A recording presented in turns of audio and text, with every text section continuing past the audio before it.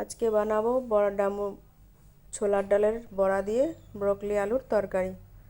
দেখো ডালটা পিষে নিয়েছি। এবার জিরে, আদা, লঙ্কাটা আমি পিষে নেব। 2 ইঞ্চি আদা দিয়েছি, 1 চামচ জিরে দিয়েছি, 8টা লঙ্কা দিয়েছি, শুকনো লঙ্কা।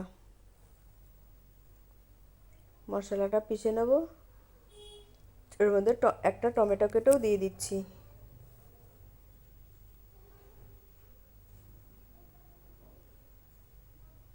এদিকে ডালটা আমার পেষা হয়ে গেছে। ডালে দিয়ে দেবো একটু কালো জিরে,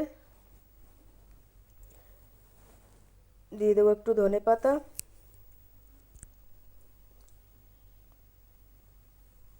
দিয়ে দেবো পরিমাণ মতো হলুদ,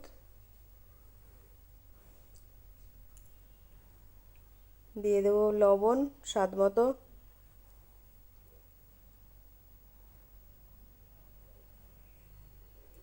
গ্যাসে কড়াইটা বসিয়ে দিয়েছি।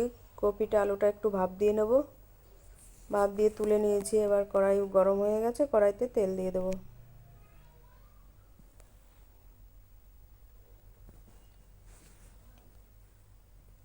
এবার কড়াইতে তেলটা গরম হয়ে গেছে, বড়াগুলো ভেজে নেব।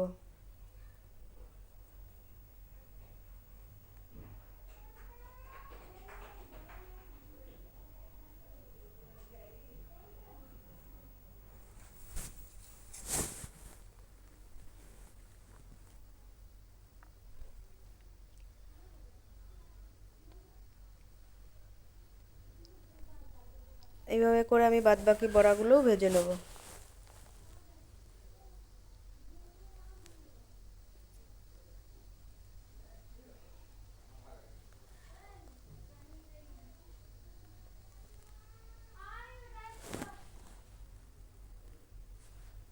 বড়াগুলো আমি ভেজে নিয়েছি।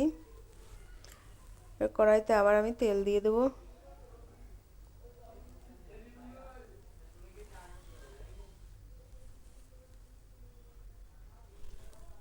তেলে আলু কপিটা হালকা ভেজে নেব।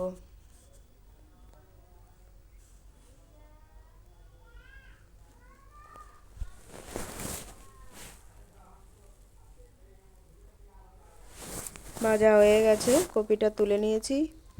এবার কড়াইতে আবার আমি তেল দিয়ে দেবো। তেলটা গরম হয়ে গেছে। তেলে দিয়ে দেবো একটা তেজপাতা, দিয়ে দেবো একটু সামান্য জিরে। এটা লাল করে ভেজে নেব।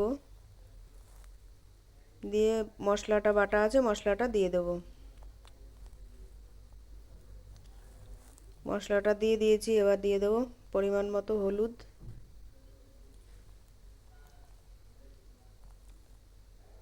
দিয়ে দেবো স্বাদ মতো লবণ। মশলাটা আস্তে আস্তে ভেজে নেব।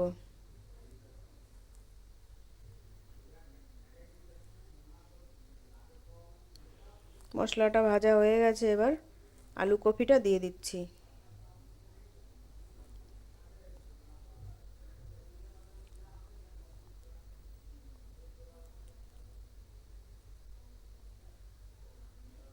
ভাজা হয়ে গেছে। এবার জল দিয়ে দেবো, কারণ বড়া দেবো, ঝোল একটু বেশি দেবো। বড়া দিলে ঝোলটা টেনে নেবে।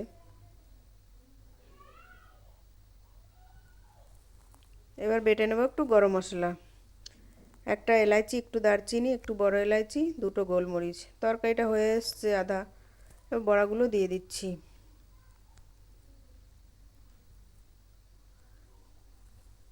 বড়াগুলো দিয়ে দিয়েছি। ফুটে গেলে গরম মশলাটা দিয়ে দেবো।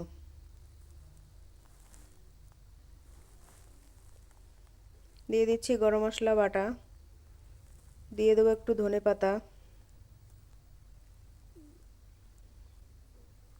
দিয়ে এবার কপিটা নামিয়ে নেব। হয়ে গেছে আমার বড়ার কপির তরকারি।